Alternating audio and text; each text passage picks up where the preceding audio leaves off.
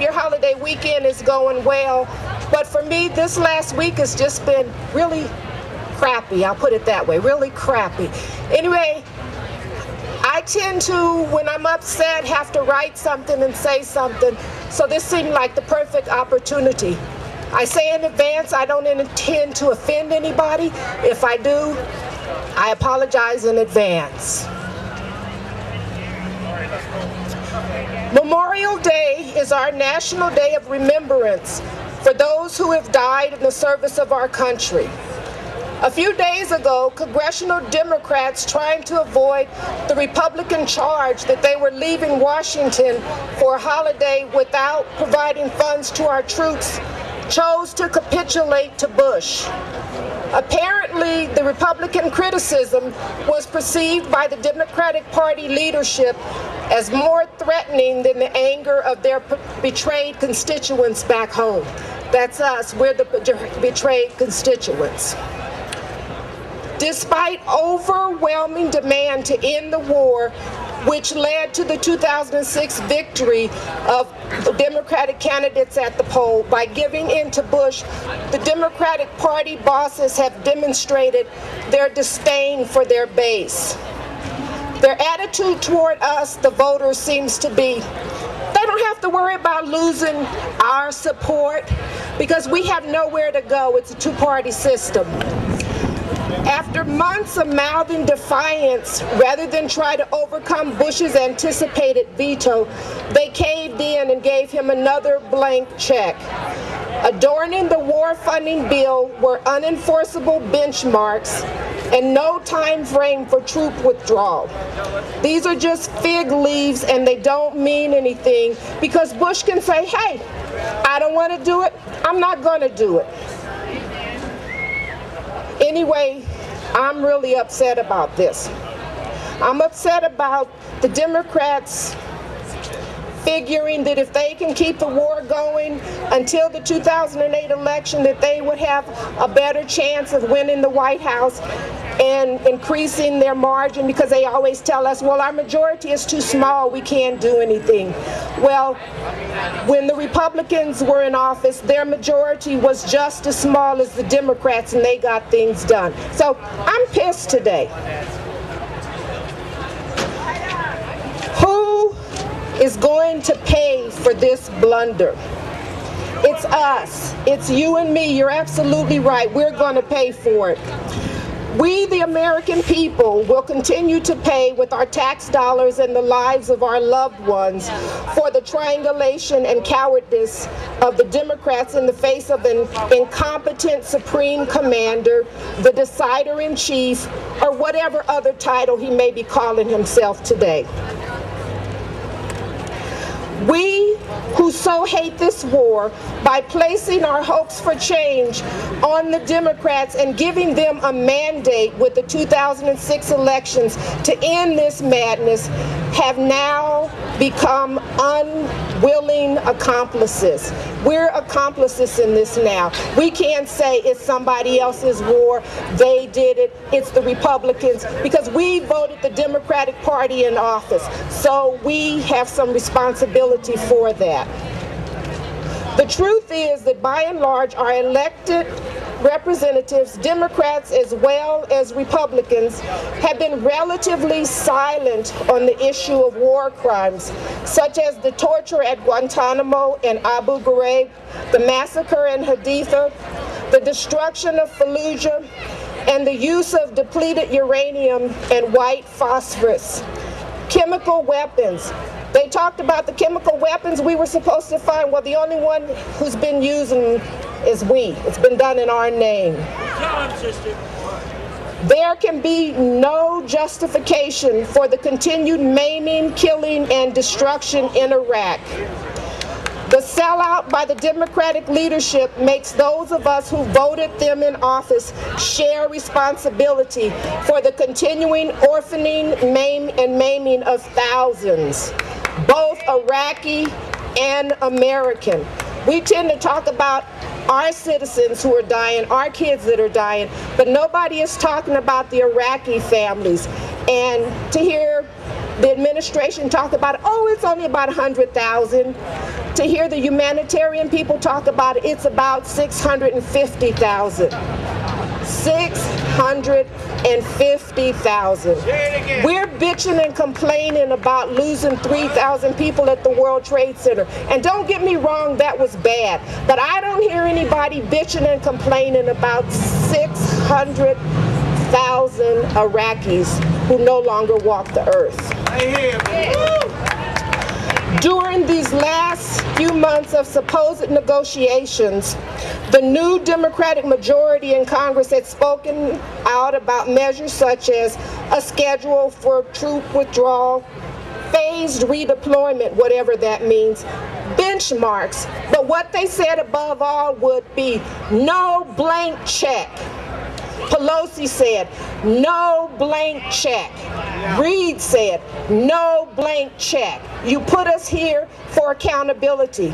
Do they look like they're being accountable right now? No. Hell no, they're not being accountable. Now our party spokesmen, they're spinning their capitulation as being some kind of accountability. Rahm Emanuel, you know Rahm, the guy who says he's responsible for getting the Democratic majority. Well, he said, this is the beginning of the end.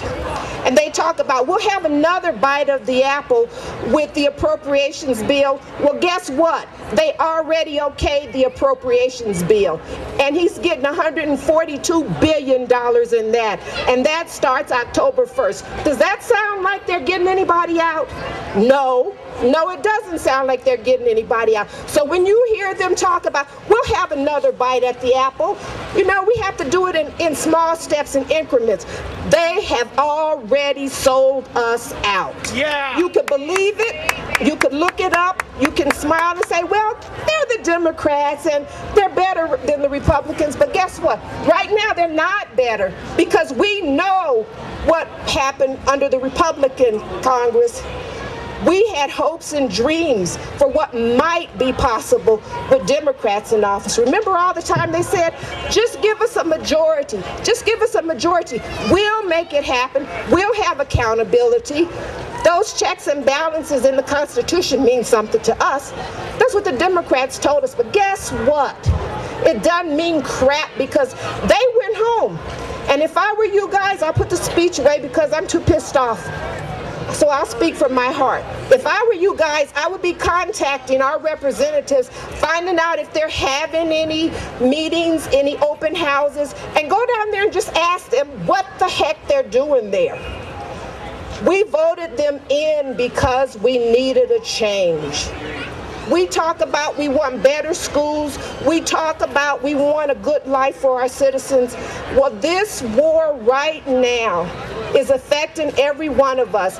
It's tax dollars that go to the Iraq war that aren't available for doing things like taking care of the roads or providing health care or even getting us decent medicine from the FDA. Everything has been for sale. I mean, everything's been for sale. We heard from the Democrats when they came in, we're going to bring some ethics. We're, going to get those corrupt Republicans. Well, guess what? Their ethics resolutions that they put in are so weak as to be pathetic. And the reality is, I understand it's a two-party system. I understand it takes a lot of money to run for office, especially on the national level. But goddamn, do they have to bend over like some crackhead horde, spread their cheeks to the K Street people, lobbyists, or the corporate people? Because guess what? They've prostituted themselves. They talk about they're serving we the people, but when they get to Washington, it's all about, I got to raise money for the next election. It's always, and then they'll come back and they'll talk to you and say, we tried, we did our best, but our majority is just too small. What can we do? We stood up as much as we can, and there's accountability. We'll get to do it next time. We'll get to do it next time. Just depend on us in 2008 to bring the troops home. You tell them. Well, guess what? In 2008, how many more of our kids will be dead? How many? And of those who aren't lucky enough to die there, and I say lucky because they are, because the people who come back with their limbs shot off or their brains scrambled, or who have seen such horrors that they can't take it and they just can't live their lives, well, there's no care for them. I don't know if you guys realize it, but Congress put up a raise for our people in the services, a 3.5% raise. That's not very much money. That amounts to about $40 a month. And do you know what Bush told them? That if it came on his desk, he would veto it because it was a 0.5% too high. These are for our soldiers. These are for the guys and the gals that he says, we're taking care of them, and the Democrats won't give us the money to take care of them. And then he won't even give them a 0.5% increase. 3.5% is too much. 3% is enough for them. And no, we won't raise the death benefits for the moms and the wives who've lost their husbands. No, they aren't going to do that. So when you hear you're either with them or against them, or if you don't support the war, then you don't support the troops. Well, that's crap. If you support the troops, then you'd want them home safe with their families, with their kids, with their loved ones. You'd want them here building their lives. We talk about all the time the sacredness of the family. Well, look how many people and families have been destroyed. And we even have women who have been taken away from their kids to fight in this crappy, stupid, illegitimate, illegal war. It's got to stop. We mandated change when we voted in 2006, and Bush tells us, well, I'll give you change. He gives us a surge that really doesn't mean crap, because remember when Sinzeki was saying it was going to take at least 400,000 troops going in? Well, he was right, and Bush and company were wrong. And so our kids are suffering every day. I don't know about you, but I feel like all of them are my kids. Anytime we have a life snubbed out for an immoral war, we all lose. Yeah. We all lose. Now this open mic is here for people who have something to say. It can just be, God damn it, I'm mad as hell and I'm not going to take anymore. Or it can be to say, you know what, I'm going to call my representative. First I'm going to find out how he voted, and I want to know why. They're home now. They talked about they had to get home to see their constituents. Well, now it's our time to go see them and tell them just what you feel. Be you Democrat or Republican, this war is wrong. Killing is wrong. We need to bring our kids home, and we're not taking any more crap. The only thing we've got is our vote, and it's time for us to stand up and say, I'm not voting for the lesser of the evils. I voted for change. You didn't give me change. I'm kicking your ass out. Goodbye. I was against the war from the very beginning. I was kind of lulled into the Afghanistan thing, but I knew Iraq was a problem right from the beginning. I always saw Saddam as kind of the cork that was holding the evil genie in the bottle, which is this craziness with Islam against the Sunnis and the Shiites and Shiites and the different people. And I don't know, the only way to put it back together is to get us out of there. We're doing nothing but causing more harm. Most Americans don't understand the culture over there. They've never been to the different Muslim areas and know how these people feel. How would people feel if we had occupying armies in our hometown? We'd be in the streets fighting. We'd be doing the same thing. We need to get out of there now. And it's so ironic to me that it's my Memorial Day, and you know, the purpose of this national holiday is to celebrate the veterans that have protected our nation.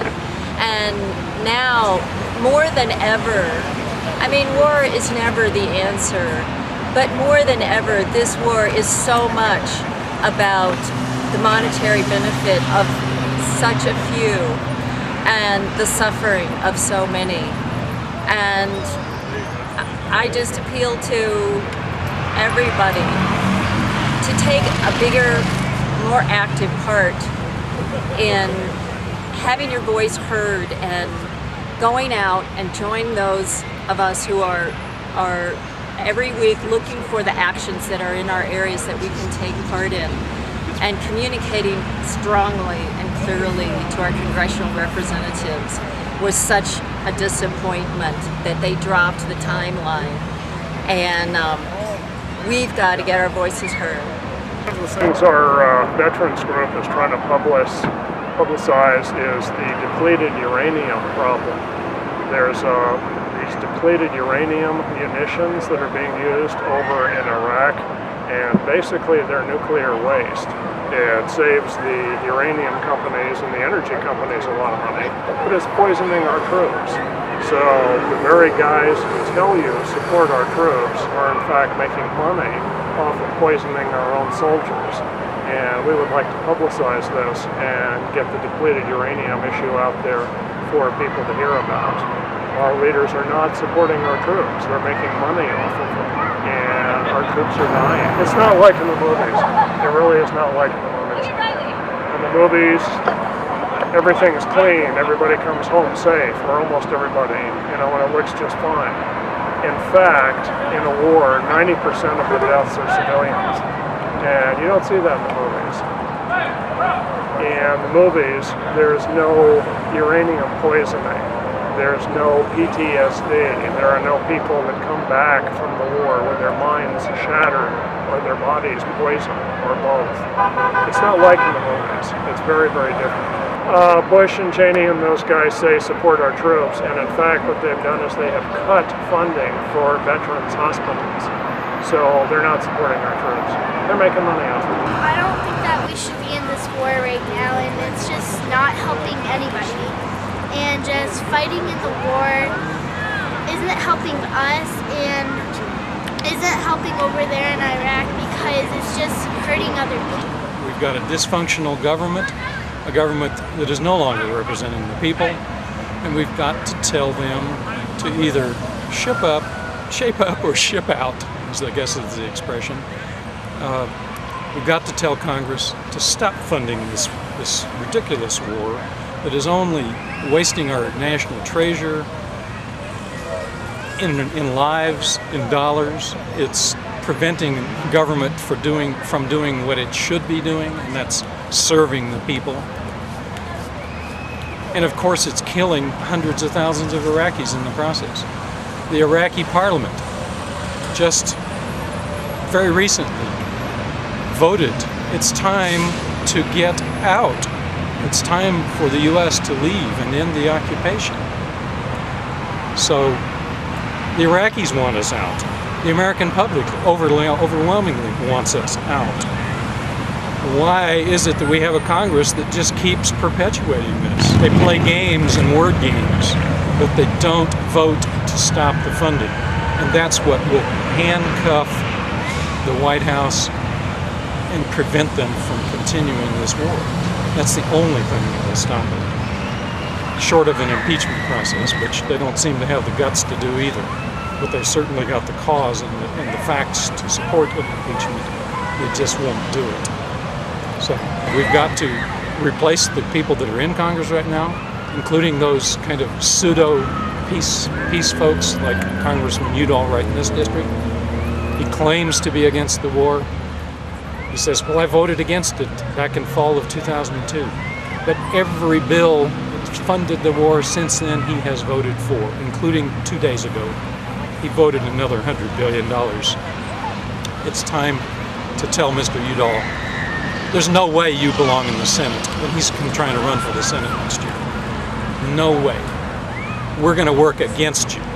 We're going to try and stop you. We're going to try and find somebody that really is a candidate with vision, a candidate that cares about truly creating an environment of peace and not just another militarist on the Potomac. We need a Congress that takes responsibility, that believes in the Constitution, that believes in democracy, and listens to the people.